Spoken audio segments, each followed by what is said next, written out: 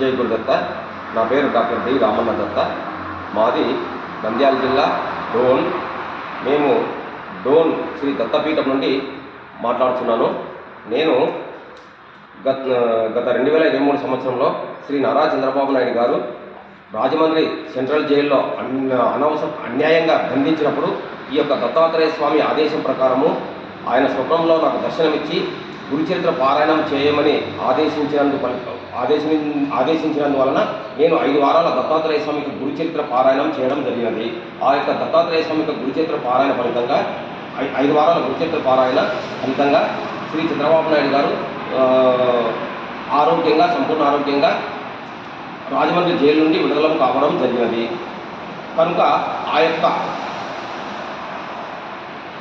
దత్తాత్రేయ స్వామి యొక్క ఫలితాన్ని ఆధారంగా చేసుకొని ఈ 2024 అసెంబ్లీ ఎన్నికలలో ఈ యొక్క దుర్మార్గపు రాష్ట్ర పాలన పోవాలని చంద్రబాబు నాయుడు గారు అయితేనే ఆంధ్రప్రదేశ్ రాష్ట్రంలో మంచి పరిపాలన అందిస్తామని అనుగ్రహంతో శ్రీ దత్తాత్రేయ స్వామి వారికి విన్నవించుకోవడం జరిగినది.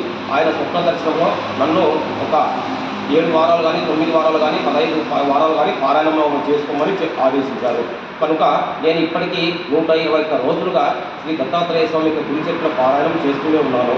ఈ యొక్క గురుచరిత్ర పారాయణ ఫలితంగా ఆంధ్రప్రదేశ్ రాష్ట్రంలో శ్రీ నారా చంద్రబాబు నాయుడు గారు అఖండ మెజార్టీతో సంపూర్ణ మెజార్టీతో ఎక్కువ స్థానాలు కూటమి ప్రభుత్వం సాధించి ముఖ్యమంత్రిగా ప్రమాణ స్వీకారం చేయడం జరిగినది.